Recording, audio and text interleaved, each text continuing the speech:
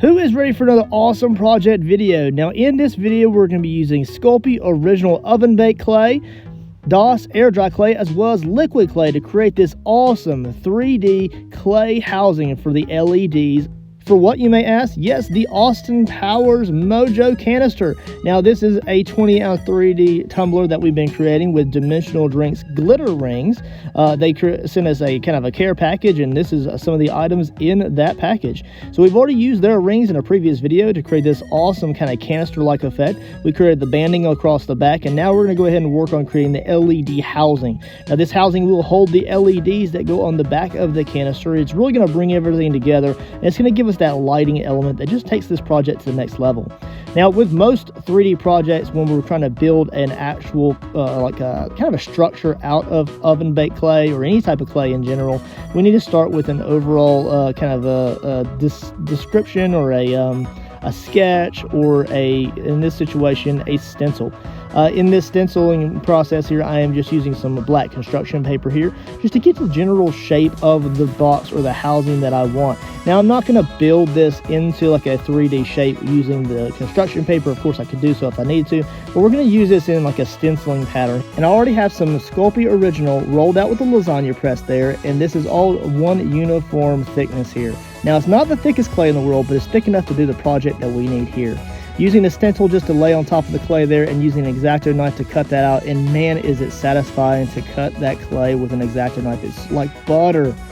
We're going to go ahead and finish out the actual housing panels here. And I say panels because these are going to be baked on a flat aluminum pan, so that way they hold their shape in general. Now, of course, we're going to do a lot of sculpting throughout this process of creating a kind of a 3D item out of clay. Now, those who have built things like this in the past strictly out of clay know that it is a little bit challenging, but it's also supposed to be very fun to do so. So although we're having to really use our artistic ability to kind of create something like this, it's no different than like kind of designing anything else that you've made out of clay, whether that be monster clay or Sculpey original or DOS. It really doesn't matter. But in general, creating like an actual hollow housing is a little bit more difficult than your average project where we're just sculpting into the clay that's flat. If I described that correctly, I hope I did, and I hope I portrayed that across the screen there. As you can see here, I did use some E6000 there to apply some glue to those two panels and attach them to the top panel there. That's that square rectangular piece there. And now we have this little back piece here. Now originally I had like kind of glued two little brackets onto the back of this, and I was going to actually drill screws in so that this panel on the very back would have been removable. That really just didn't it didn't fit my needs, so I kind of like pivoted there, and I decided to just go ahead and glue that back panel on anyways. So if I never need to remove that, I'll have to use like a rotary tool or something to kind of like remove the epoxy that we're going to apply later and the actual clay, get access to the LEDs inside and replace them. I really do hope these LEDs last a very long time. Now as you can see, I wrapped the tumbler in saran wrap just to keep all that clay dust off of the subject here. And what we've done is I'm just kind of got that 3D housing kind of laid up there on top of the item. But what we're going to do is I really want to blend the Sculpey original baked item into the housing here, or like the actual canister. So what I want to do is I want to use some DOS Airdry Clay to do so. Instead of using like another Sculpey original and then kind of trimming that, which I could do, and then do a second bake on that, I decided to kind of go ahead and challenge myself by using a second type of clay, and this is DOS Airdry Clay. And I did also create a separate tips and tricks video of just like a micro video of this process as well. Now as you can see there, I'm using that DOS Airdry Clay with a silicone tip tool. I'm also applying a little bit of water to that tool, scraping away, adding as I need to, and I'm just trying to close that seam between the straight Sculpey original panel and the curvature of the actual canister or tumbler in this situation. I'm not going to be absolutely perfect in every single way when I do this. Now, I could spend hours upon hours actually perfecting this if I needed to, but in this situation I'm just trying to get a little bit of a blend there so that's not so noticeable. Now, as I come in with other layers here in the next portion of this process here, you'll see that seam line, even if it is visible after the DOS Airdry Clay here, it's going to become less and less noticeable. Now, it is supposed to look like a metal housing when I get done with the painting process, so a little bit of like of raised edges or texture in the overall metal surface, as it were, is completely okay. Just remember though, that if you wanted to redo this process over and over and over again until you get an absolute perfection as far as smooth surface, then you could do so if you wanted to. As you can see here, we do have a lot of excess DOS Airdry Clay on the interior of that. Yes, I kind of loaded the tumbler down with that before we applied the actual metal housing to that. And I'm going to go ahead and just use an X-Acto knife here in a very satisfying manner. Use the tip of the X-Acto knife to kind of carve that away. Now, this had been sitting overnight for a full 24 hours, but the interior, because it was not exposed to air, is not completely dry. Is easy enough to cut just through that clay like that, and the exterior parts of that DOS Airdry Clay are completely cured up, and they're the parts that are going to stay. It's going to kind of bridge the seam between the metal panels and the actual canister cover or outside jacket. Go ahead and clean that up there, kind of smooth off the edges at least a little bit, and it just kind of cleans things up so that I can apply my LEDs later on in the next process video. Now, make sure you stay tuned to that. I will link this entire project at the very end, so if you want to check out the playlist for Austin Powers Mojo Tumbler, then you can do so. Now, next in the process here is I want to go ahead and apply a liquid clay layer. Now, this is a very messy process, but I've used this quite a few times for different purposes here. Now, I do have a 20-ounce blank here. It is the same tumbler size that we're using for the main project here. And what I'm doing is I'm just applying some aluminum foil to that so I can do a straight bake with this. Now, what we're going to do is, now this is an older liquid clay that I have. I've had it for at least 1.5 years, so it's very old. I really need to use it up, but it's going to do the job. You will notice during this process that it's a little tackier than what it should be. I could add a little bit of water to my brush and kind of smooth it out even more if I wanted to, but that's not what I need to for this situation. I'm really expecting myself to completely use all of the liquid clay that I have left in this bottle for this portion of the process here, and I could do 2 layers of this. Now, what I'm going to do is I'm basically creating like an eggshell covering over all of the metal housing here.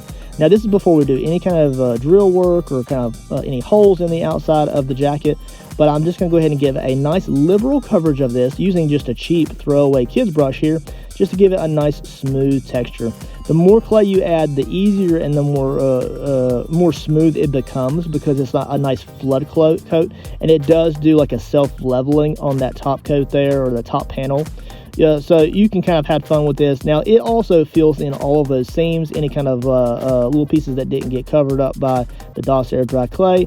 It really does kind of finalize and lock everything in. Not only that, it gives a lot of strength to the interior or the exterior of the actual housing itself. Now, this is going to go ahead and strengthen the overall product quite a bit, and it makes it much easier to hold and work with. And any kind of weaknesses that may have existed between the plates or due to the fact that we use E6000, this remedies that. Now, I did bake this with a liquid clay, wet as it was, on the tumbler blank and aluminum foil at 200 degrees in the conventional oven for around, I'd say, 15 to 20 minutes, just long enough to get that exterior jacket or eggshell covering that we use for the liquid clay nice and set up, and then I let that cool completely before we move on to the next stage, which is painting. Now, we're going to use the same painting scheme that we used for the previous portions of this project. Now, in the previous video, which is the more of a long form content, we did apply paint to the actual dimensional drink bands, and then we also created that actual kind of like spine that we're applying this housing to on this side of the tumbler.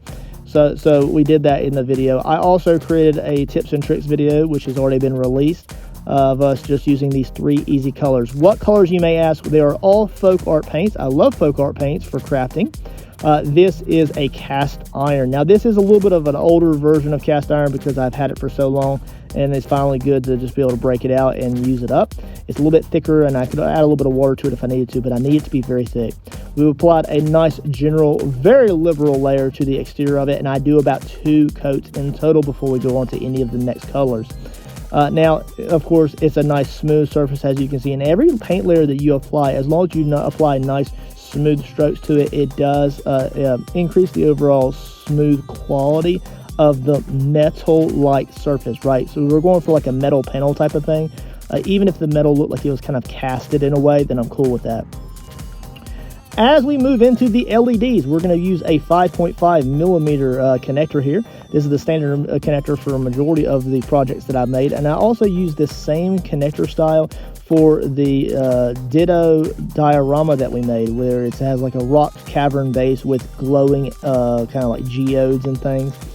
It was an absolute awesome project to build, and I will also post a kind of a side clip of that in the top right hand corner.